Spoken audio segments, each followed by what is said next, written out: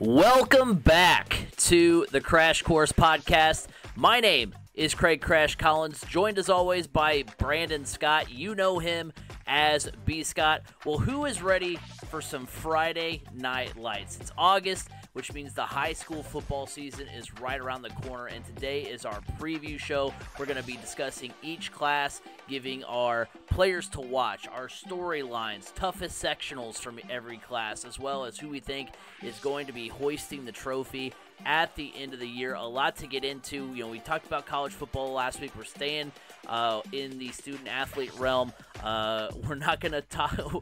Don't worry. I know a lot of stuff in the Colts world has happened. We're not going to talk about that for a couple of weeks. We're going to hopefully, not have some good news maybe to give you guys here in a couple of weeks. Probably not, but we'll see. But man, it's that time again. We're ready to talk some high school football, B. Scott. I know. I can't believe it. I mean, it's fun driving by Westfield High School on the way home from work and, seeing kids out there on the football field getting ready. It's exciting. It means fall is around the corner. But weather-wise, just realize here in Indiana, right now we're on hell's front porch.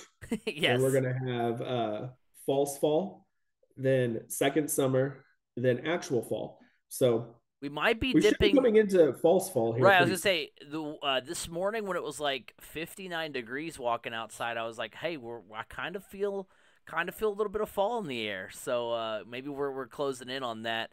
Hopefully. Hopefully, because it's been super hot, ready to get back into hoodie weather. That's where I like to be. Really excited for the high school football season coming up this year, because last year we had a lot of great storylines, and it's going to be really fun to get back in and pick up on those. Some notable storylines from last year. You had Center Grove getting their three-peat. They defeat Carroll in the 6A final. Josh Ringer just went off, had an absolute crazy year. He's in the running for 2023 Indiana Mr. Football. He ran for 4 touchdowns in the 4A state final. Bishop Chatard extends their state record with now 16 state championships. They won the 3A title, and then Lutheran captures their second straight title in 1A. So a lot of great storylines that extend into this coming year.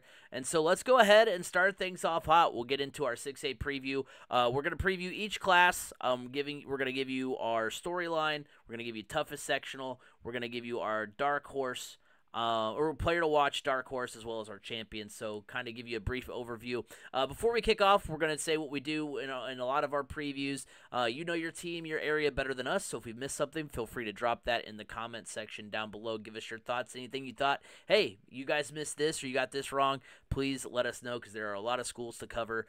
Thank goodness for things like Indiana Football Digest, John Harrell, and Max Preps. That's pretty much where I lived this past weekend, getting all the lowdown on all the teams. So kicking things off, we'll get started with 6A and we'll go on down the line. Looking at Class 6A, the top class in Indiana high school football.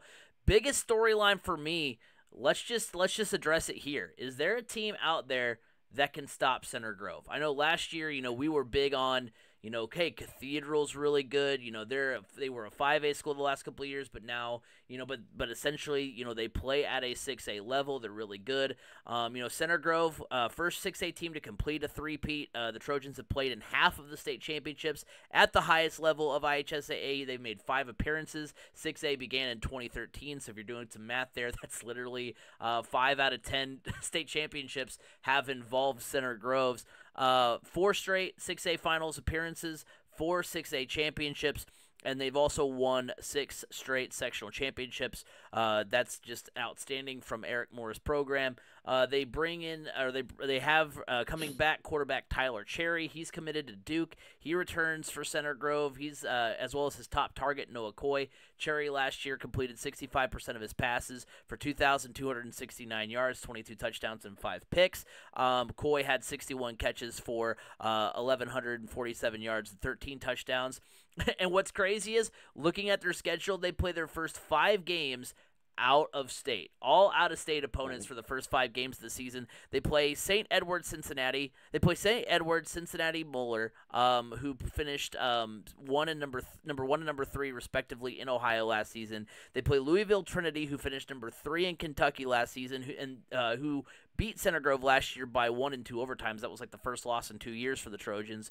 And they also play Oakland, who finished number 2 in Tennessee last season. So they play, from the surrounding states, they play some of the top schools. So the Trojans will get to sharpen their skills against some of the best teams from neighboring states before heading back in state. And then, of course, week 9, they will play Cathedral again.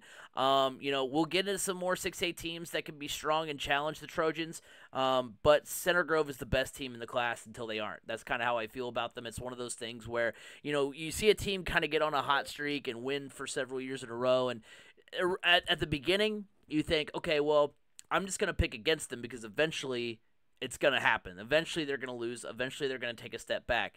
But now I'm not there anymore. I'm just like, you know what? They're there until they aren't. It's kind of like with the Houston Astros winning winning the AL pennant, making the World Series. You know what? I used to pick against them all the time because I was like, eventually they won't be, but they just kept getting there. So I'm like, all right, you know what? Maybe I should just face the music and realize they're going to be there. There's a scenario in my head that where they could be 4-5 going into sectional play, and I would still have faith in them because that would mean they would lose.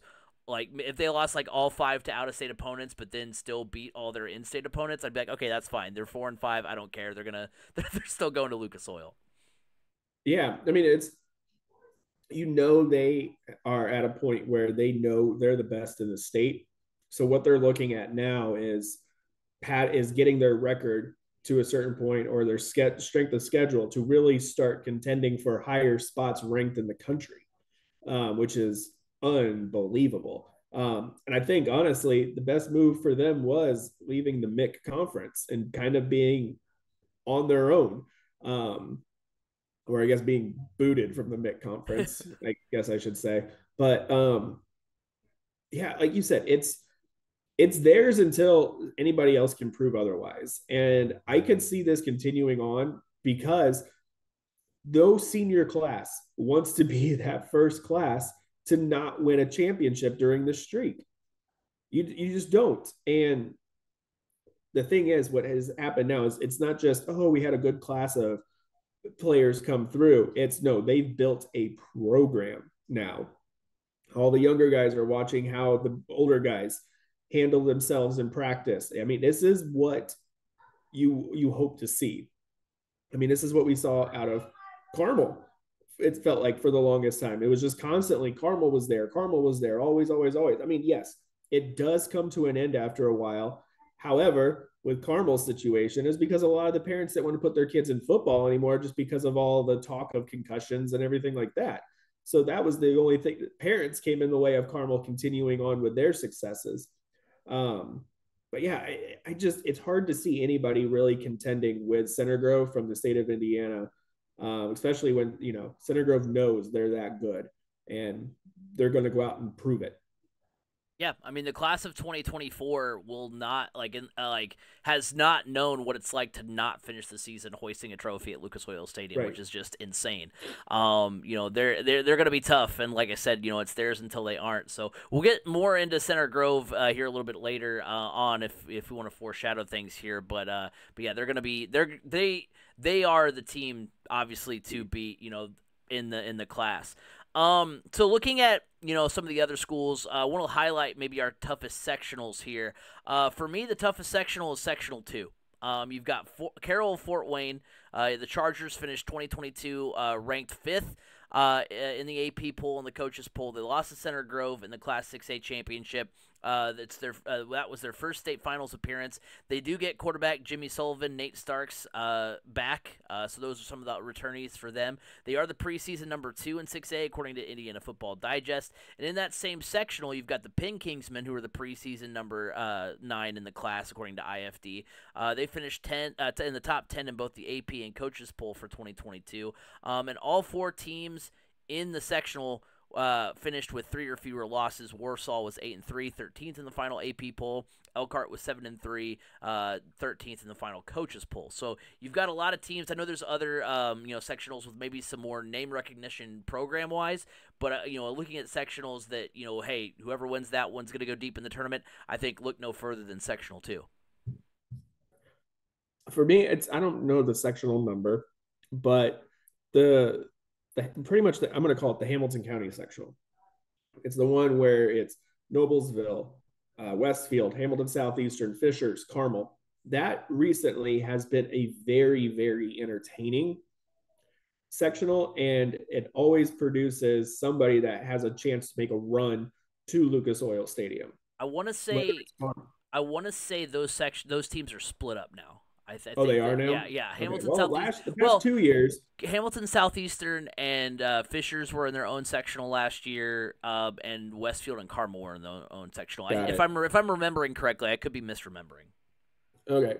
Well, the sectional that I'm thinking of is the one with Westfield and Carmel. Though that one always ends up being quite a battle, especially with two teams that have some higher expectations but have lost some key components, especially on the defensive side of the ball for Carmel and Westfield. It's always usually really pretty entertaining, especially considering in the past it's been dominated by Carmel. But here recently, you've had Westfield really step up. You see some good battles out of that sectional. So I'm going to say the sectional with Carmel and Westfield to me is the one. I don't know if I would say it's really the toughest, but it's the most entertaining to me. Yeah, that's sectional 4. I'm looking at IFD right now. Carmel, Noblesville, Westfield, and Zionsville all in that sectional. Zionsville, that was the one. Yeah, Zionsville is usually pretty tough. I mean, look, both these schools, like Zionsville's got some pretty big D1 recruits, especially on the offensive line. They turn out those guys now. Westfield consistently has somebody that's being recruited at the higher D1 P5 level. Same thing with Carmel. Noblesville is probably the odd man out in that sectional, really, but it's tough. I mean, Zionsville, like I said, Zionsville's an up and comer. Don't sleep on any of those teams. Any of those teams can honestly be dark horses just because there's so many unknowns about them. Yeah, it's sectional 3 that is Fishers and Hamilton Southeastern, and sectional 4 with Westfield and Carmel. But I mean, heck, both of those sectionals. I mean, Fishers and Hamilton Southeastern. The 2 games they played. I think the sectional game was a little bit more of a blowout, but the regular season game between those 2 teams was good. And then of course Westfield. You have them beating Carmel for the first time in forever. So you've got some really good sectionals. In there. Really, there's a lot of great 6A sectionals. So and those were the 2 ones that I was talking about that had a little bit more name recognition. Really, 2 through 4 are going to be really tough. Looking at a player to watch for 6A, I've got Cathedral senior quarterback Danny O'Neill. He's just had an amazing last few seasons. I mean, even going back to 2021 when the Cathedral was in 5A. He had an amazing season that year as well. Last year, O'Neill completed 63% of his passes for 2,654 yards, 32 touchdowns, and 7 picks.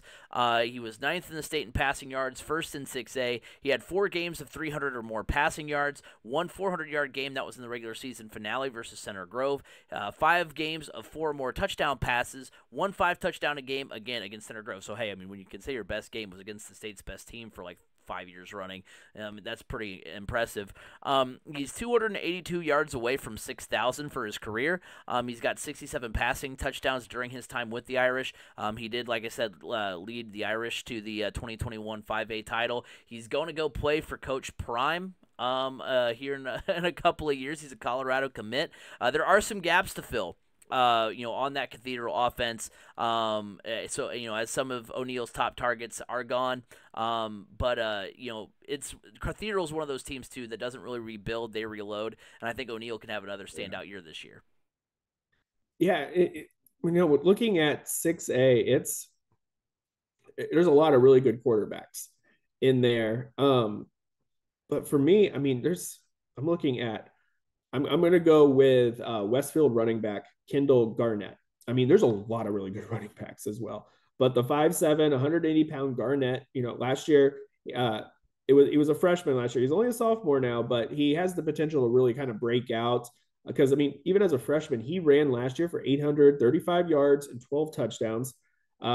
He's also going to be just in general one of Westfield's top threats, both running the ball and at receiving. Last year, he caught 13 passes, 118 yards, and 1 touchdown. And he not only is that, but he's also a return specialist, averaging 28.8 yards per kickoff last season. I mean, this Westfield's going to go as far as Kendall Garnett can take them offensively this year.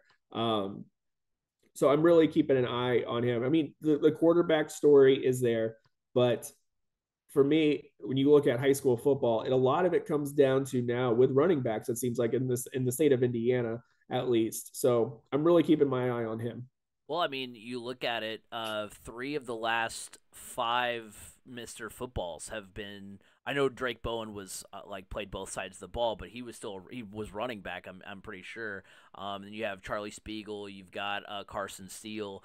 We were going to talk about Josh Ringer here in a little bit. A lot of great running backs across the state, and so yeah, that position may not always translate as you go up the ladder just because of all the injuries and stuff. But at the same time, at this level, it's still good to have that talent in the backfield. So we'll go ahead now and give our dark horse and state champ for the class. My dark horse for 6A, I'm going with the Ben Davis Giants. They do return Thomas Guskowski, who finished 4th in 6A in passing yardage. He completed 63% of his passes for 2,341 yards, 24 touchdowns, 8 interceptions in 2022. I've seen him a lot on the lists for Mr. Indiana football. He's a candidate there. They do return their leading rusher, Elijah Price, and leading tackler, Nylan Brown. They finished 6-4 last season, which doesn't sound appealing, but they did draw Brownsburg first, in that first game of the sectional. So right out of the gate, it was a tough opponent, and so they ended up losing that one there. They finished top 10 in the 6A AP poll and 6A coaches poll, as well as in the finished ranked 10th in the state according to Max Preps. They get to cut their teeth against Cincinnati Moeller and IMG Academy as far as out of state competition goes. So they get to kind of do what Center Grove is going to do this year, which is they play IMG this year. They get to test their talents there and maybe get some experience against that level of competition before going into some of the later stuff, as we get into the fall. They did play Center Grove well last season, only lost by 1, and I think they're better than Brownsburg this season, so they should be favorites to get out of Sectional 5, and I think they can go deep in the tournament. Ultimately, though, when I'm talking about my state champion, again, it's Center Grove until it isn't. I'm going with Center Grove. We've talked about their accolades before. They've been the class of 6A for its brief history. We talked about their 4 titles and their 5 total appearances. They completed the 3-peat. We've seen 4-peats in the state before. Maybe not at this level, but the Trojans have been on another level. These past 4 seasons. Like I said, the class of 2024 doesn't know what it's like to not hoist a trophy, and I think that trend continues. Give me the Center Grove Trojans to win 6A again.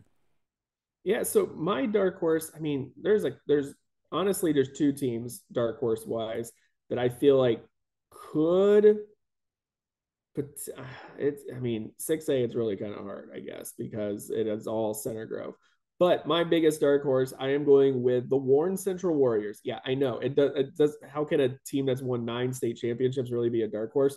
But look, this is a Warren Central team that won a sectional championship last year. They did lose to Center Grove in the regional. It was only a 10-point loss.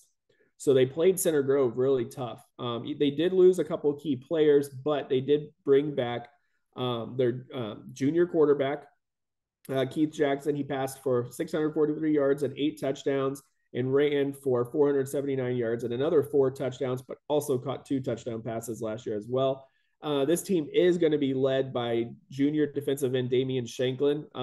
This kid is recruiting is blowing up big time right now. Offers including Purdue, Iowa, Louisville, Minnesota, and USC. I mean, I guess USC's now got to get a stronghold in the Midwest since they're coming to the Big Ten.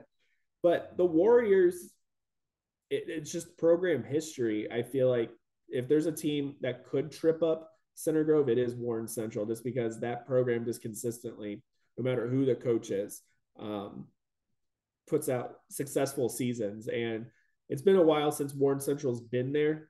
So that's a little extra chip on their shoulder. And I think also, remember, everybody's going to give their best shot to Center Grove this year. But Warren Central in past years has started the season off against Center Grove. This year, they are not. They have 3 straight games that are very, very winnable to help them get a really good, strong foothold on the season and build their confidence.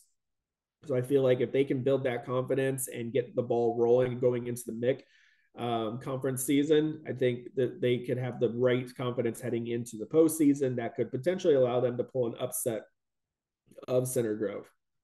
But as you said as well, 6A is Center Grove's until somebody says otherwise. I mean, you can have pretty much anybody in 6A can be considered a dark horse when you're basically playing for runner up, essentially.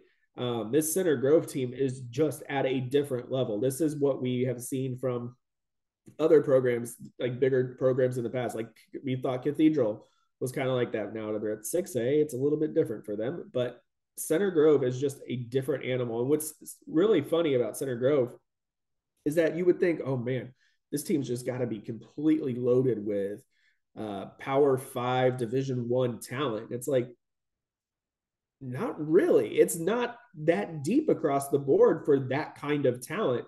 But it's just guys that play sound football that probably aren't the best athletes, but they just play good, hard-nosed team football, and that wins. And it's a winning formula. So if they just keep it up, I don't think there's anybody that can really step in their way.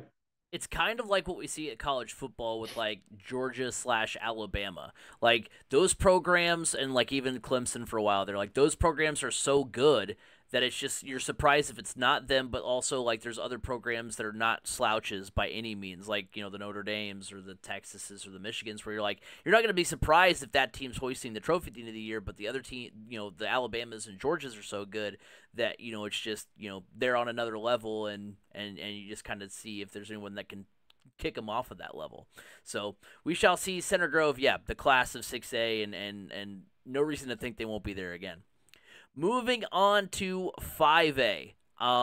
Biggest storyline for Class 5A to me is who will emerge as the favorite from that class. Because out of the last 5 seasons, Valparaiso, who won last year, is the only champion to still be in that class. You had New Palestine from a couple of years ago, and you had Cathedral from a couple of years ago as well. So, they won. Valpo won their first state championship since 1975 last season. First as a 5A school. The last 4 games of their state finals run, they won by a combined 13 points, winning 2 by 1 point. They lose some key firepower from a defense that finished top 40 in the state.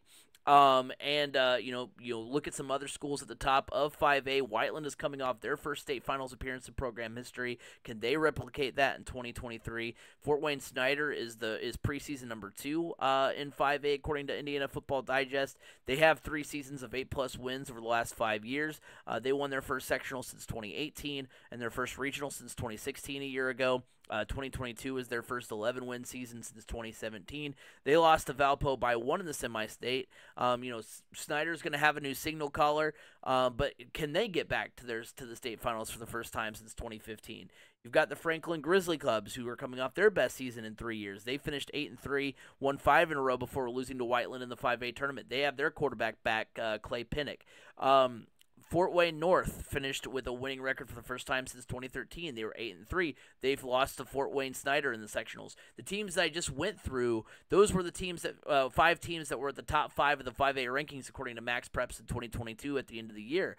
Most of which having their best season in recent memory. So the question is, who will take the reins early on and make people say, okay, this is the team to beat in 5A. The 5A title runs through them, because I don't think there's a team out there right now at 5A that you can say, okay, this is the team that we have as the favorite. This is the team that should take control and hoist the trophy at the end of the year.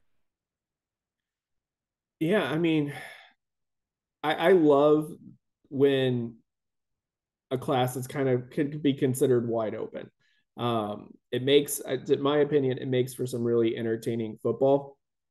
Um, and I think with 5A, yeah, you got Valpo coming back and as the defending champ, so you have to kind of slot them in as a potential favorite. But man, don't ever sleep on any of these Fort Wayne schools. They're just, I don't know, there's something about them. They produce a lot of D1 talent, a lot of really good D1 talent. So I honestly, I mean, like I said, 6A is it's all Center Grove, but I feel like 5A is probably the deepest right now, and it could go any number of directions. I'm personally excited to kind of follow along to see what the 5A class is able to produce this year. Well, you talk about those Fort Wayne schools, and that's where I'm going with my toughest sectional, sectional 12. Two of Indiana Football Digest top five in the class are in that sectional. Number two, Fort Wayne Snyder. Number four, Fort Wayne North. Both Snyder and North finished top five in the class according to Max Preps last year, like I mentioned before. You also throw in Fort Wayne Dwenger, who's ranked number 11th as well according to IFD. All three teams have a lot of talent returning, and I think the winner of that sectional will be on the right track to make it to Lucas Oil. I mean, that's going to be an intense sectional, and whoever gets out of that, I mean, will probably be a favorite to go all the way if they can get out of there. Yeah, I mean, there's not much more you can say about these Fort Wayne schools. Um, Fort Wayne ends up kind of being like a bloodbath. I mean, they just they take each other out, and it's unfortunate that we have to eliminate either Fort Wayne Snyder or Fort Wayne North that early on because both of those teams definitely have what it takes to get to Lucas Oil Stadium Thanksgiving weekend. Um, yeah, that's sectional 12. Whew. Whoever comes out of that, I feel like will have an inside track to play in a state championship. Yeah, I'm right there with you. Looking at a player to watch as far as 5A goes, I'm actually going to go defensively here, and I'm going to take a look at Valpo's senior cornerback Tyler Verschure. He was third on the team a year ago in solo tackles. He had 26. He had 38 total on the campaign, fifth amongst returnees. He was the team leader with 7 interceptions in 2022, all state and all conference at his position.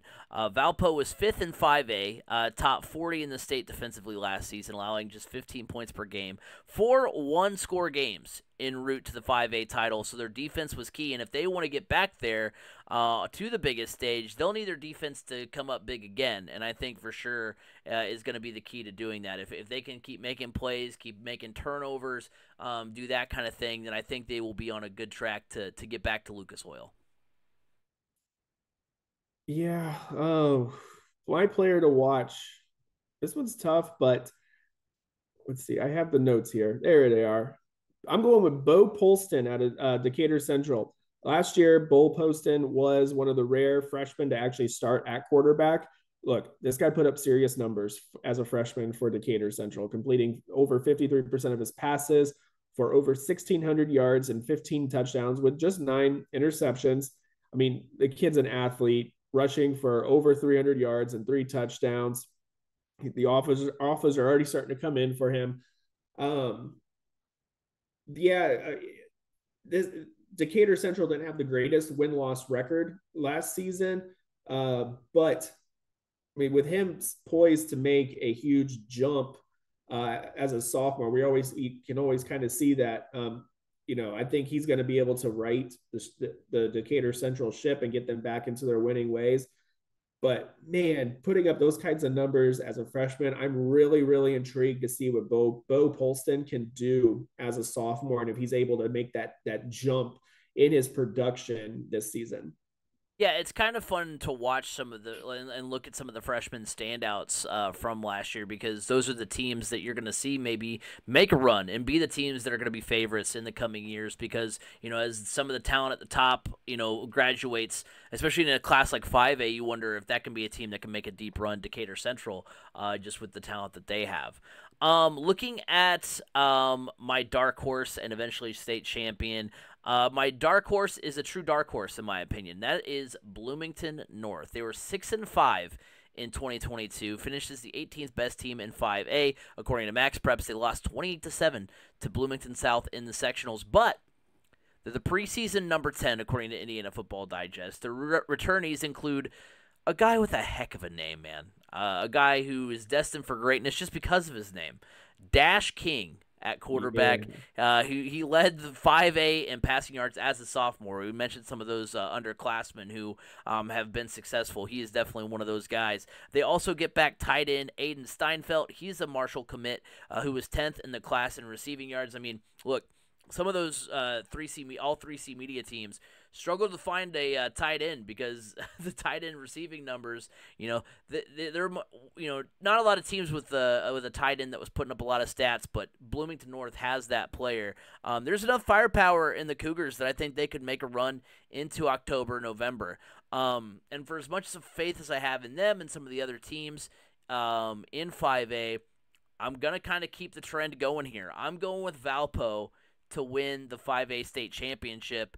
The previous two 5A champions won back-to-back championships, New Pal in 2018 and 2019, Cathedral in 2020 and 2021. You know how I like my trends and my, going off of past history. That's where I'm going there. They are Indiana Football Digest number 1 in the class. They return their quarterback, Justin Clark, they're one of the few teams at the top of the class that can say that. They can say they have their quarterback back. He threw for just over 1,000 yards, 6 touchdowns, and 11 he had 11 rushing touchdowns in 2022. And I have a lot of hunches. I thought maybe any of the Fort Wayne schools, Snyder, North, Dwenger, I thought about picking them. I thought about picking Whiteland. They were in consideration. But with all that doubt, I just went with the proven product in Valpo. So I think Valparaiso is going to be the third consecutive team to win back-to-back titles of 5A. Yeah, I'm my dark horse. I'm actually going to go with Decatur Central, just because like I said, Bo Polston is set up to have a really good sophomore season. This is a team that is typically right up there in the mix for it. Yeah, I mean, it's a dark horse pick, so I'm going dark horse, and I think that's going to be Decatur Central. As far as the champion goes, yeah, I'm sticking with Valpo as well. They just return a lot of firepower. That team is set up to make another run at a state championship. So I'm going with Valpo, but give me Decatur Central as a dark horse. Yeah, and we've talked about it. That class is super wide open, so it'll be fun to see who kind of rises to the occasion, and hey, could very well be Valparaiso yet again. Moving on to 4A. Biggest storyline there for me is how real are East Central running backs Josh Ringer. How realistic is his Mr. Indiana football hopes? He's on the short list according to the Indy Star. Of the last 10 Mr. Football winners, 3 have been the running back position. We had Markel Jones from Columbus East in 2014, Charlie Spiegel from New Pal in 2019, Carson Steele from Center Grove in 2020. How Ringer stacks up against those guys? Jones had 3,500 rushing yards and 60 touchdowns. Spiegel had 3,100 rushing yards and 55 touchdowns. Then you have Ringer, who last year put up 2,368 rushing yards and 39 touchdowns. Then you had Steele having 1,659 yards and 31 touchdowns. Ringer was third in the state in rushing yards. He's the state leader as far as returnees go. He also led the state with 42 touchdowns, 4 touchdowns in the 4A state championship. So if he can put together another season where he flirts with 2,500 rushing yards and leads the state in that category as well as touchdowns en route to a title, I mean, I think he's got a really compelling chance. If he has anything close to what he did last year, I think he'll be in a good position. Yeah, the 4A, I think it has quite a bit of talent.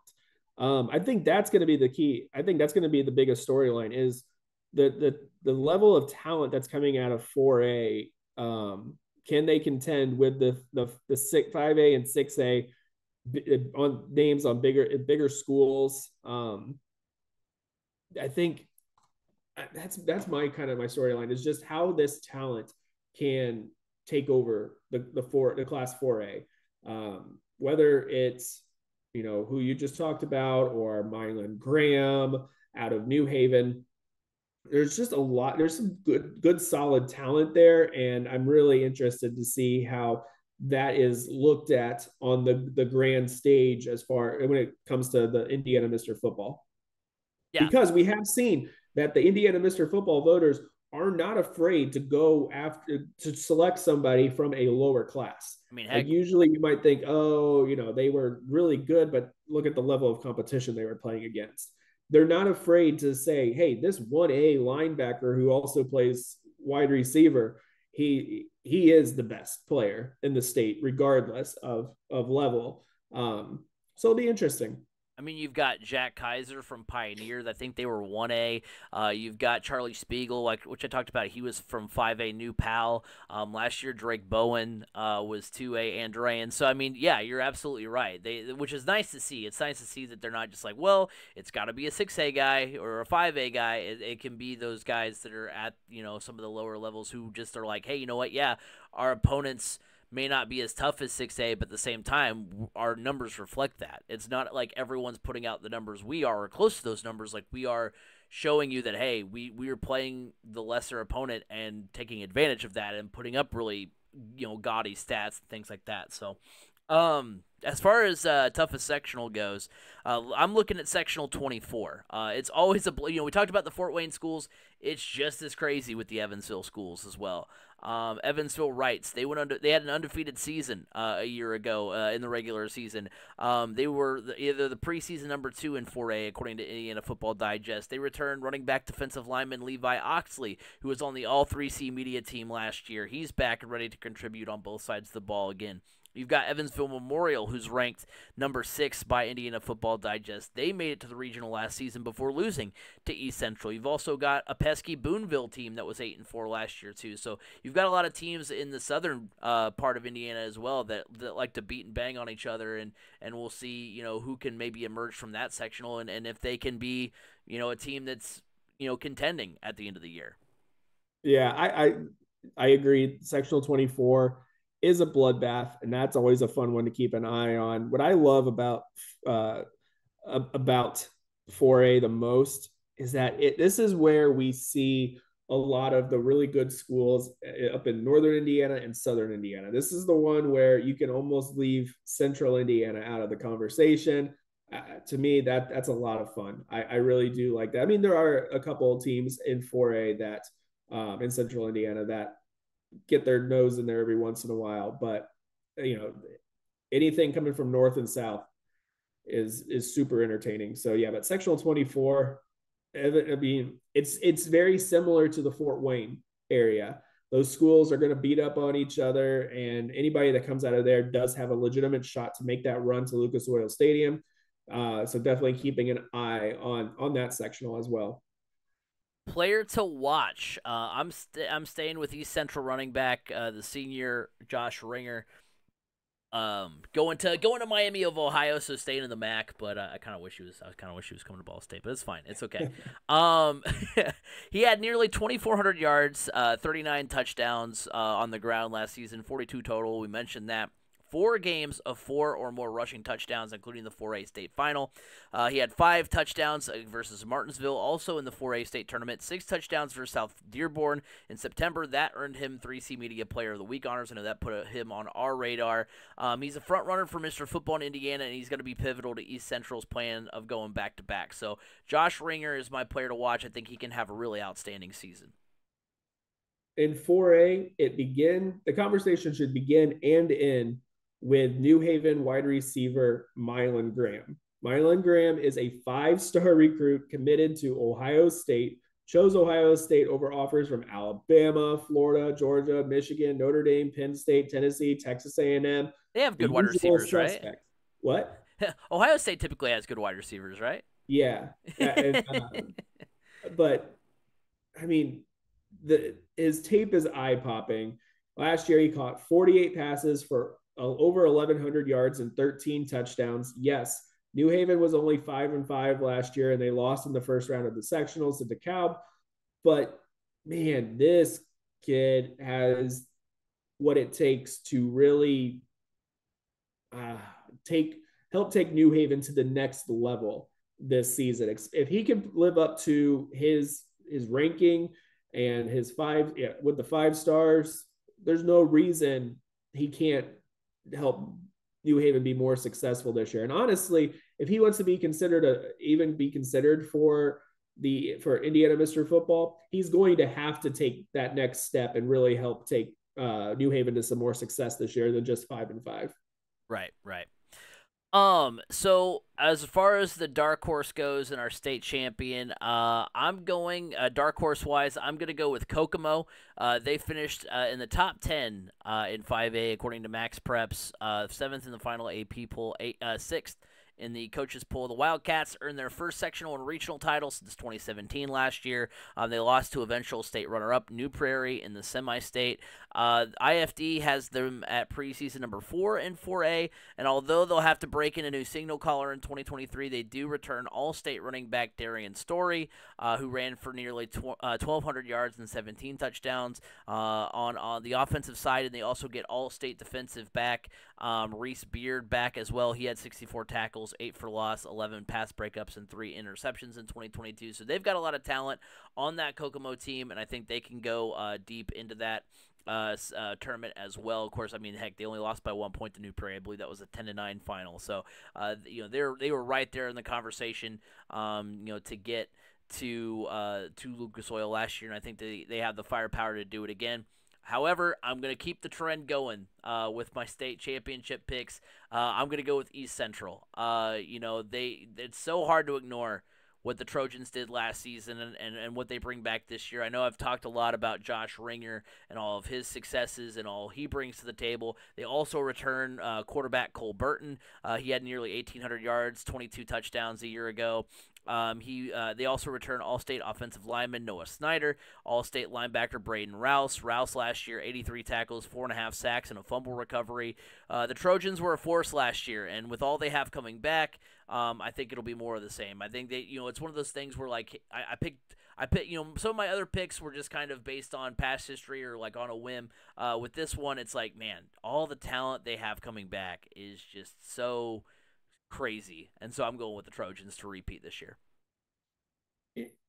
So for me, I don't know if you can really call this one a dark horse, but I'm going my my dark horse pick is Evansville Wright.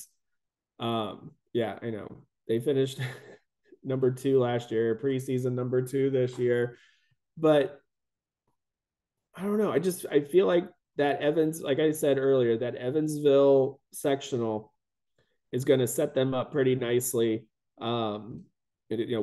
Especially when you're returning one of your key players that's on both sides of the ball with Levi Oxley. It's hard to overlook some of those things. So yeah, Evansville Wrights is my dark horse, and I agree I'm going with you as well on this one. East Central, man, I mean, last year was really, they were just out of this world. Really on both sides of the ball. I mean, I'm interested to see if they can continue that success into this season and make that run again. But again, it's one of those things that with what they are returning, you have to say the state championship, the 4A state championship, is theirs until proven otherwise. Yeah. Yeah, I mean they've just got so much coming back, and I mean there are a lot of good teams at the top of 4A as well, but it's just so hard to ignore what East Central returns. So we're halfway home. Let's go into the bottom 3 classes of the IHSAA football slate here. We'll go into 3A now.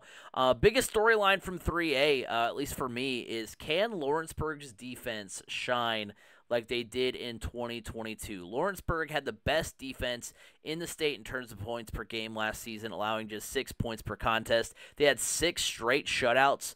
from September 9th to October 14th. 7 total on the season. They allowed 7 or fewer points in 11 of 15 games. That defense led them to their first state championship appearance since 2016. Their top 2 tacklers, Jake Pierce and Nico Ferreira, they're both gone. They had 100 tackles apiece last season. Pierce was also tied for the team lead in takeaways with 4 interceptions and 2 fumble recoveries. So, with some key talent missing from last year's squad, will the defense remain one of the best, or will they need help? Will they remain one of the best units and help keep the Tigers in the conversation, or will Lawrenceburg take a step back this season? So I think there is a spotlight on the Lawrenceburg Tigers to see if they can produce what they did a year ago. Yeah, again, it is one of those things where Lawrenceburg has built a tradition of having really good defenses, and each senior class doesn't want to be that first one that's going to underperform. They want to keep that tradition alive. It will be interesting because it is tough to replace 100 plus tacklers. That's never an easy thing to do, but I mean, like I said, Lawrenceburg has built that tradition of solid defenses, and there's no reason to think that the guys that were behind them didn't take what they learned from them and are able to put that into play this year to keep them as one of the best defenses in the entire state. Looking at toughest sectional, I'm honing in on sectional 28, more or less because you've got the defending 3A champs, a storied program in Bishop Chatard. They're going to be good yet again. They're good year in, year out. They are the preseason number 1 in the class. For 3A. Garin Catholic is also preseason number 6. They finished ranked in the final AP poll last year. Tom Dilly has a solid team, yet again coming back, and of course they played Chatard really well in the regular season last year. I believe they still got beat in the sectional pretty soundly by Chatard, but in the regular season they played them pretty well. So I think that sectional is going to be fun to watch, sectional 28. Yeah, I mean, there's that sectional. Wow, I completely forgot Tom Dilly was at Garin Catholic. Tom Dilly was the head coach at Lawrence North when I was at LN. But if you're going to look at a coach that's got that kind of tradition, that's got tradition of winning in that class level, it is Tom Dilly. I mean, look what he did when he was at Chatard for the longest time. But yeah, Garin Catholic is going to be much improved. I mean, they were good last year. Chatard, it's Chatard. They're one of the most success programs in this history in the state of Indiana. That I think that one is ultimately going to be a battle, and that's going to be a fun battle to watch because I feel like if whoever comes out of that one, I would give the inside track to get to Lucas Oil Stadium.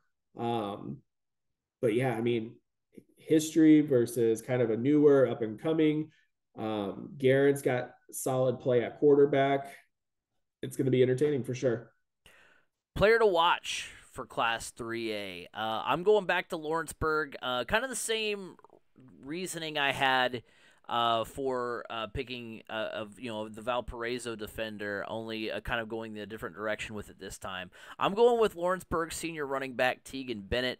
He was the 3A rushing leader amongst players that you'll see back this season. He had 1,532 yards, 18 touchdowns a year ago, 9 games of 100-plus yards, 4 games of 150-plus yards, 207 yards versus Batesville during the 3A tournament. He had 6 multi-touchdown games, 3 games with 3 or more touchdowns, and a 4-touchdown game versus Rushville in September. He was all-conference and all-state last year. And the Tigers are the number 2 team in 3A heading into the season, as far as the preseason goes, according to IFD. And if they're going to make another deep run, they need Tegan Bennett to have another strong year, especially if the defense is not as on point. So, if the defense isn't doing what they did last year, they're going to have to rely on that offense. I mean, I know a lot of those shutouts were also blowouts where they won 28, 30 to nothing, whatever.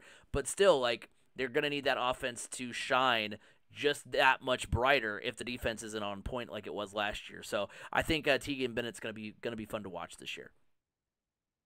My player to watch comes from a school I've just kind of talked about a little bit, but it is senior quarterback Ryan Zimmerman from Garin Catholic.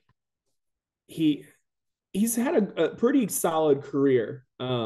up to this point. Last year, he only played in 3.5 games and ended the season with a collarbone injury that he ended up having to have surgery on. But look, in his 3.5 games he played in last year, he completed 66% of his passes for 1,035 yards and 9 touchdowns compared to 4 interceptions. So he was on pace to have a heck of a season. As a sophomore, he passed for over 1,200 yards and 19 touchdowns and rushed for another 143 yards and 3 touchdowns.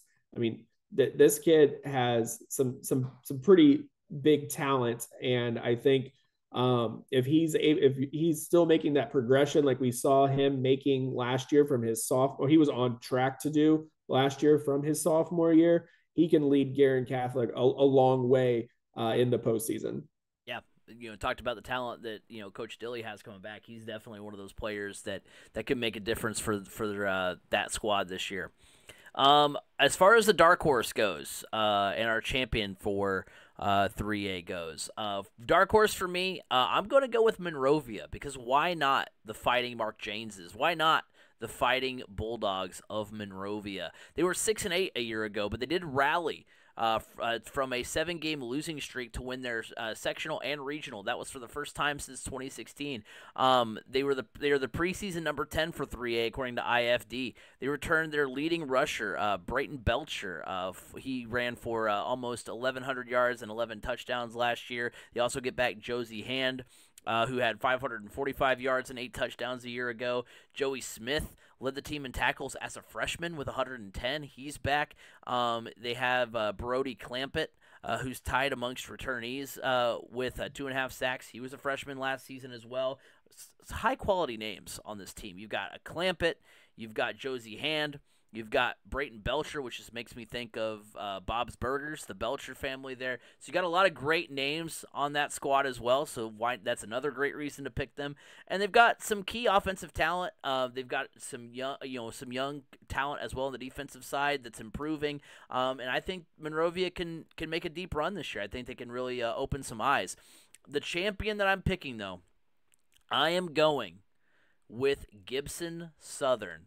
I think they're going to have a really strong year. They're IFD's preseason number 3. They were 10-1 last season. They finished number 2 in both the AP and coaches poll. They get quarterback Tanner Boyd back. He had nearly 1,500 yards. He had 7 touchdowns, 5 interceptions last season. They also return his top target, Sean DeLong, who was a force on both sides of the ball really last year for the Titans. On the defensive side, they get Brody Kem back. He was an all-state Kime, I think it is. I think I missed a letter in there. Brody Kime, he's back, all-state defensive lineman who had 5 sacks and a forced fumble in 22. So the Titans were a top offense in 3A and have some great talent returning defensively, and I think they can make it 2 titles in 3 seasons. So give me the Titans of Gibson Southern to win 3A. So my dark horse, I've talked about this school already, but I'm going with Garin Catholic. You have a strong senior quarterback leading the way for that team, a coach with a state championship pedigree. They are kind of set up right now to make that run. I feel like the only thing that really stands in their way is their sectional against Bishop Chatard.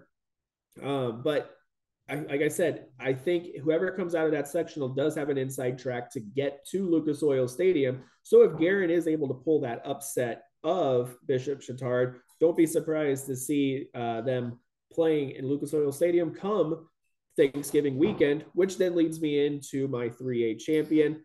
I am going with Chatard. Look, this is a school that for the longest time, they know how to get. This program just knows how to get to the state championship. Whether they can win it or not is it up in the air always, usually every year. But this team is just solid. They return quite a bit. I mean, they're preseason number 1 for a reason.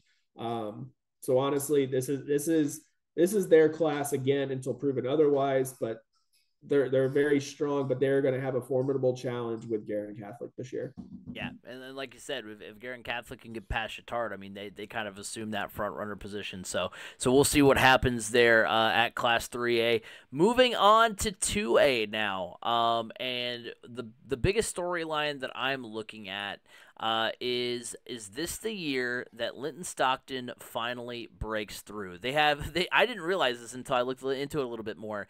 They've won 20 straight regular season games. They're 23-2 the last 2 seasons. In 2021, they lost in the sectional to Evansville Mater Dei, and then in 2022, they lost in the semi-state to Evansville Mater Dei, and Evansville Mater Dei absolutely put it on them in that game as well. Last season was their first sectional and regional titles at the 2A level. They finished number 1 in the 8 final AP and coaches poll. They're going to have a new face under center this season. They're without their leading rusher. They're not in IFD's top 12 teams in 2A, but they had some standout performers from some freshman defenders. Some freshman underclassmen helped there defensively. Russell Goodman led the team in tackles with 130. They have Paul Oliver back, who led the team with 7.5 sacks. Maybe a strong defense can help them survive until their offense figures it out in 2023. They've got some strong defense coming back. We've talked about defenses really being able to carry you at times, and I think that might be, some juice that at least keeps the Miners in the conversation. Yeah, you really want to see it for them just because they've been knocking on that door for so long. And like you said, eventually they're going to break through. This is a school that's just got a really solid athletic department. You see a lot of those in this class, in this class of football. I'm kind of hoping to see it finally happen for them. It'll be a fun story to watch, but one loss last year, finishing the season ranked 5th. I want to see it happen for them. I do. I want to see it happen, but I don't know if I can pick them.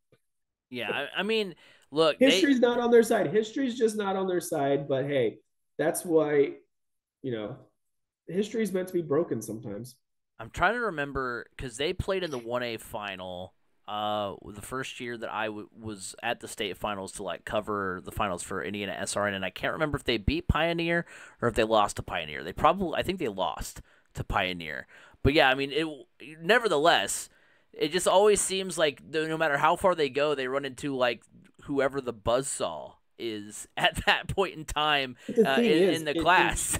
In 2A, there really is a lot of buzzsaws year after year. Whether, last year it was Mater Dei. I mean, Mater Dei is a buzzsaw in a lot of sports. You just have a ton of talent there, Andrian, and then you look down at Lafayette Central Catholic, who's just good at everything. Fort Wayne Bishop Lures. I mean, it's just the list goes on and on and on. So you would like to see Linton Stockton become that buzzsaw finally. Right. And it's possible. You talked about Lafayette Central Catholic. That's where I'm going for toughest sectional. I'm going to sectional 34 because, like you said, Lafayette Central Catholic, that's an athletic department that you don't ever really want to bet against. They always seem to have a top program. They lost to eventual state runner-up in Andrean in the regional last season. They finished in the top 10 in the AP and coaches poll in the class. They've also got a lot of returnees on the squad that went 9-4 last season. They're also IFD's preseason number 3. They're in the sectional with Rochester, who's number 8 in the class according to IFD. They finished number 9 in the 2022 Max Preps final rankings there in 2A. They also return a lot of firepower from a team that won 10 games in 2022. They did lose to LCC in the sectional championship. So those are two teams that are really strong, and they'll duke it out yet again for another sectional championship. Yeah, that's always a fun one. I mean, Lafayette Central Catholic, they're one of the best teams. You said it, one of the best athletic departments in the entire state. That sectional is going to be just a fun one to watch. Lots of good competition. I can't wait to see that one and how that one unfolds. The player that I'm looking at as my player to watch for 2A, I'm looking at Triton Central senior quarterback Jace Stuckey. He was the leading passer in 2A amongst returnees. Last year, he completed 67% of his passes for 2,657 yards, 23 touchdowns, and 6 interceptions. He had 4 games of 3 touchdowns or more, a 5-touchdown effort in Week 1 against Cascade. There's quite a bit of senior leadership on the Tigers' offense. They're IFD's preseason number 2, and if they hope to contend for a state championship, they'll need a strong performance by Stuckey. So I think Stuckey's going to have a strong year for Triton Central. It's, again, kind of like we talked about with East Central, where they just have a lot of good talent coming back. And so I think they're going to be strong contenders, and I think Jay Stuckey's going to be a part of that. I'm watching Cecina Memorial's senior quarterback, David Mendez. He's a 3-sport athlete, which is always a good thing. You just know that they just have that athletic ability when they're playing more than one sport. Last year, he was the full-time starter for the Crusaders, and when they went 10-2, he completed 49% of his passes for 1,350 yards and 14 touchdowns, 6 interceptions. So not the largest margin there, but because of his athleticism, he was a factor in the running game. Didn't put up a lot of yards, but he was a bigger threat when it came time to the short yardage goal line situations, rushed for 10 touchdowns. So he accounted for 24 touchdowns last season. I'm looking for big things out of him to help keep Cecina Memorial in that conversation for a state championship. Yeah, Cecina is always, a tough school, to get past as well.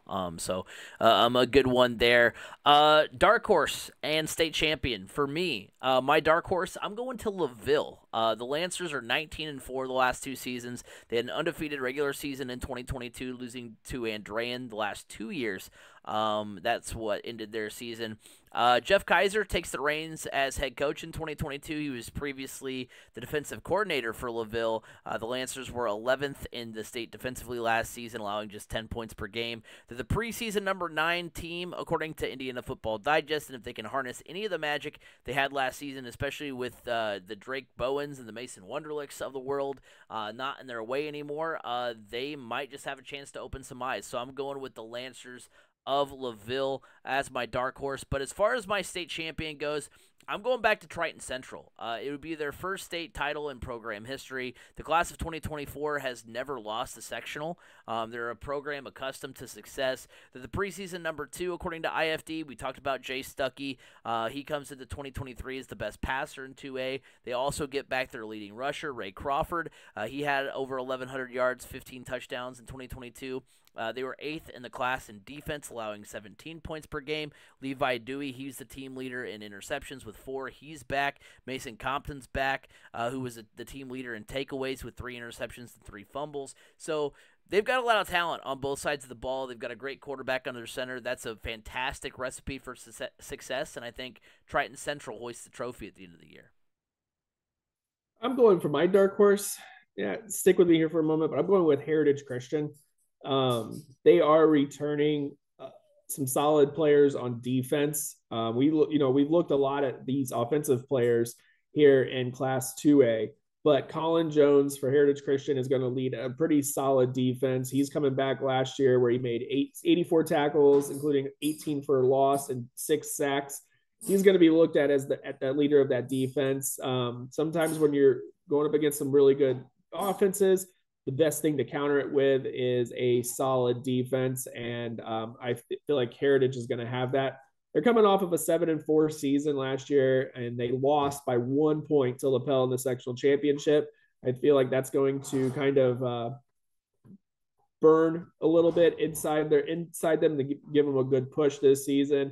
And again, this is a program that has success in getting to the state championship in the past. So I'm going to give them my dark horse. However, I am going to go with Cecina Memorial as my state champion. Yeah, a good defense can take you far, but having solid seniors, especially at the quarterback position, I just feel like Cecina, who's constantly there, coming off of a successful season last year, is going to really kind of make that push and bring home the 2A championship this year. Yeah, I mean, Cecina and Heritage Christian, those are both two, programs that are typically in the conversation. Kyle Ray, what he's done with the Eagles has been really special. So, yeah, those are two teams I could definitely see, being there at Lucas Oil at the end of the year. We've got just one class to go. It's 1A, and we're going to get into them. We're going to talk a little bit more here about the Class 1A. Biggest storyline, can Indianapolis Lutheran complete the three-peat? Like we talked about with Center Grove, the Saints have gotten into it's them until it isn't territory. Back-to-back 1A titles, 3 state finals appearances in the last 4 years. Not only that, Dave Pash's squad has not lost a game since 2020. Back-to-back 15-0 seasons. This while consistently playing above their class. No 1A opponents on the 2023 regular season schedule. The preseason 1A school, they finished number 1 in 1A last year, finished 22 with the best offense in the state as well as the top 10 defense, finished number 20 in the state overall according to Max Prep. So when you have a 1A school that's in the top 20 in the state, you're dealing with the real deal. There's no real reason to think that the Saints won't keep marching on in 2023. Yeah, I'm right there with you on this with Lutheran. Very much, it's kind of like a bookend storylines for us when we look at Lutheran and then we look at Center Grove and 6A. Both of these schools have been the poster child of long-term success or consistent success. And Lutheran is essentially, I look at them as kind of like the Center Grove of 1A. They're a very tough team. They consistently have some of the best defenses, offenses in the entire state. They're just very, very tough across the board. So, can they keep up that success? Can they bring home another state title? It'll be fun to watch them this year. Well, if they do, they're going to go through the toughest sectional because I have sectional 47 as my sectional. There's going to be a sectional to watch, toughest sectional. We're going to be talking a lot about Lutheran in this 1A preview, because this is Indianapolis Lutheran sectional 47. Also, it's where IFD's preseason number 5 team, Covenant Christian, where they reside. Covenant won the 1A title in 2020, finished the 2022 season ranked in both the AP and coaches poll, boasted a top 10 offense in 1A as well last season. So, in other words, this sectional is home to the last 3. Excuse me. is home. So in other words, this sectional is home to the last 3 1A's champions, 2 preseason top 5 teams, and 2 top 10 offenses from a year ago. So I'd say that would be what constitutes a tough sectional is teams that have been kind of the classes of 1A for the last few years. Yeah, for sure. I mean, it's a tough battle. I wish, I this is one of those that again that I wish they did not, that Lutheran and Covenant Christian did not play in the same sectional, because I'll also stick with what I'm going to say later. But yeah, 2 of the better teams in 1A. You love to see it. Actually, at the same time, you also hate to see it happen so early. You want to see these things happen in semi-state or for a state championship. But it's going to be a battle regardless. It'll be a fun one to watch, and it's a good Central Indiana one. Yeah, for sure. I agree. You got some tough sectionals there. And sectional 47 is definitely going to be one of them. Yet again, player to watch for 1A. I'm going with Lutheran junior quarterback Jackson Willis. He was the state's leading passer in both yards and touchdowns in 2022, by like a lot. By a pretty large margin. He threw for nearly 4,000 yards, which was nearly 1,000 in front of second place. 51 touchdowns, which is 14 more than second. Now it says he had 55 touchdowns on Max Preps, but I think Lutheran also had 2 games logged, or a game logged twice. So I kind of did a little adjusting there, but still. 5 games of 300 plus yards passing, 12 games of 3 touchdowns or more, 9 of 4 touchdowns or more, 4 games with 5 or more touchdowns, and a 6 touchdown game against Cascade. This was all as a sophomore, taking the spotlight as the quarterback for the best team in 1A, and that's how he responded. So didn't let the bright lights get to him. Didn't say, okay, you know what, I'm allowed to have some growing pains. He stepped right in and really took charge, which makes me think that there's even more greatness headed Willis's way. So I think he's going to be a player to watch for 2023. Sticking with Lutheran, I am actually going with one of Jackson Lewis's top targets. That's the 5'9", 160-pound junior wide receiver, Devon Jones. Look, when you have that kind of connection with one of the state's top passers, you're going to automatically be one of the state's top pass catchers. Last year, he caught 54 passes for 922 yards and 12 touchdowns. He also ran for 107 yards and averaged 42.1 yards on 8 kickoff returns. I mean, this is if you want to see an offense catch fire, or you want to see, fireworks, this kid brings the boom to the fireworks show. As far as the offense goes, I'm really excited to see this tandem of Jackson Willis and Devon Jones again this season. And they're going to go a long way. They're definitely going to go a long way and put Lutheran right back in a great spot to be state champions yet again. So getting into that topic here, our final dark horse and final champion for the night.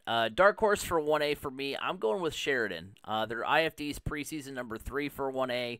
They finished top 10 in the AP poll, top 5 in the coaches poll last season. They have 15 starters returning from a squad that in 2022 went 11-2, won sectional 45, finished top 10 in the class offensively, 41 points per game, and finished 9th in the class defensively, allowing 15 points per game. So the Blackhawks are a team that if they can replicate what they did a year ago, they'll be pretty scary. So I think Sheridan's going to be a team to watch for sure. But as far as my state champion goes, we can't look any other place than Indianapolis Lutheran. We talked about the Saints being a top team both at the state and class level. Preseason number 1, finished number 1 in 2022, finished 20th in the state according to Max Preps. Top offense, top 10 defense in the state. We talked about Jackson Willis, all his accolades. Second leading receiver from a year ago, like you talked about, Devon Jones. He's back, over 900 yards, 12 touchdowns. Leading tackler Johnny Hall is back, 111 tackles in 2022. L.J. Ward, who had 5 interceptions, he is back as well. And look, I get it. 4 of my 6 state champions have been repeat champions as far as what I've picked. But this might be the one that I'm most confident in is Lutheran going back to back to back. That's just how good they've been. Both last year and the year prior. So Lutheran, in my opinion, they go all the way and win again. Yeah, I mean, I love the Sheridan pick. That was who I was going with as well. My secondary option was Covenant Christian. But Sheridan, they have that history as well. If you haven't noticed, I really like the history of programs. And for the longest time, Sheridan was the end-all, be-all of this class. Just they bred football up in that area. And if you're driving into Sheridan, you see it on their "Welcome to Sheridan" town sign. They're very proud of their football history. Unfortunately for Sheridan, they've been kind of down recently. Last year was a really good season for them, but they want to get back to that level of where they're hoisting that state championship trophy. And when they come into a season, you go, oh, it's Sheridan and then everybody else. So I would love to see Sheridan get back there. Definitely a dark horse. Another, like I said, Covenant Christian's another one to kind of watch out for. But Sheridan's definitely a great pick. And again, with the state championship, it's got to be Lutheran. I don't know who else you could pick, really, especially with what Lutheran has returning and just how dominant they have been the past several seasons. It's hard to really pick against them. It's one of those, like you said earlier, I'm going to pick against somebody because somebody else has got to win eventually. But then it's just like, well, I'm getting my pick wrong Right. Yeah. consistently, and I don't want to be wrong, and I want to see somebody else win eventually. But yeah, Lutheran's just too good. They really are. I don't know if I would say that is my my most confident pick. I still think Center Grove is my most confident pick. Yeah, I think because I think I still like I think Center Grove will win. I would like right now. There's not a team that I can say like that. I mean, yes, if Sheridan won like that, like obviously I would be like, okay, well that was my preseason dark horse. But there's not a team at 1A right now that if they want like I expect them to win or would not be surprised if they won, if that makes sense. So like I would be surprised if Covenant Christian won. I'd be surprised if Sheridan won. If Center Grove didn't win, I wouldn't be surprised. Just like if East Central didn't win, I wouldn't be surprised. Now I'm certainly Valpo, that was a toss up for me. But like I like those are the teams like that I picked as repeats that I was like, you know what? There's other teams in those classes that I'd be like, okay, you know what? It kind of makes sense that this team beat East Central or this team beat Center Grove. Like if you told me Cathedral won the 6A title this year, I wouldn't be surprised. If you told me Westfield or Westfield might be a little surprising just because they haven't been that far, but Carmel or Warren Central, like you said, like if they won, you wouldn't be like, oh my gosh, that was a come from nowhere thing. Like, whereas if a team came and beat 1A with all of what Lutheran has done the last few years and with all they have coming back, like I would be super surprised if a team came up and beat them. So that's why I said they're my most confident, just because. Now, granted, I mean they're all close. It's not like I think like leaps and bounds more with Lutheran in 1A than I do in Center Grove in 6A. But I think of those four, I'm most confident in picking Lutheran just because I would be surprised immensely if a team beat them in 1A. Now, granted, play the sound clip again at the end of the year when I'm ultimately wrong because it's the crash kiss of death, and I'll play this thing on repeat where I was like, there's nobody that can beat Lutheran in 1A, and they lose in the sectional or something, but you can play that clip on repeat. But like I said, I think of those four, that's the one I'm like, okay, you know what? No one's beating them in my opinion. Whereas at 6A, I'd be like, okay, you know what? Center Grove is my team that I think will win, I don't think there's a team that knocks them off. But I'm not going to be surprised if someone does, if that makes sense. Yeah. All in all, I think it's going to be a really exciting high school football season this year. Lots of talent all across the board from 6A all the way down to 1A. It's going to be fun. Friday nights are going to be just live this year yet again. I honestly, I love how Indiana high school football isn't overlooked anymore. You now are having, if you're a college coach, you have to pay attention to what's going on in Indiana, top to bottom. Yeah, we're still not at the same level as like this as Florida or Georgia or Alabama or Texas, even in California, or Ohio even. But it's great to see the high school football game in the state of Indiana coming to that next level and not being overlooked on the national stage anymore. We're becoming one that you have to pay attention to. And I like that. I really do like that. I've always loved Friday nights in the fall. Even when I was a kid growing up, going over to the Lawrence North games. Yeah, Lawrence North never had a great program. But it was always just fun. It's just kind of what you did. Yeah, I know basketball is king in Indiana, but football's coming. Oh yeah. And it's fun. Coming from a school that didn't have a football team, when I started calling games for Indiana SRN, I definitely felt like, man, I missed out on something not having a football team when I was in high school. Just being around like the ambiance and all that kind of stuff. So yeah, it is something special in Indiana, and we've got a lot of high school football content coming down the pike for you guys this year. So it's going to be a lot of fun, and I hope you guys will be a part. That will do it for this week's edition of the Crash Course Podcast. Thank you guys all for hanging out with us us. You can like us on Facebook, 3C Media. Go over to the Twitter page at 3C Media Sports. Go support us on YouTube if you're not already there. If you're listening to us on the podcast app, go hit subscribe, ring the bell. We've, like I said, got content coming for you here, as the football seasons kick off. Also, 3C Media over there on the Tic Tacs. Make sure you follow us there. And remember, you can listen to us every week on Apple Podcasts, Google Podcasts, Spotify. Wherever podcasts can be heard, you can hear the Crash Course Podcast. You can follow me at Crash Course FM on Twitter. B. Scott, where can they find you? You can follow me on Twitter at Brandon_Scott87. And hey, you know what? I challenge everybody to come on into the YouTube channel. Drop your picks in the comment section below. Go ahead. Let us know who you think is going to win at each of these. Let us know where we went wrong. I'd love to know. And let's just have a great football season. Yeah, we want to know who you guys think is going to win. If your favorite team, we didn't get to talk about them, go ahead and give them a shout out as well. Yeah, definitely light up the comment section. And guys, hope you all have a great week. See y'all next time.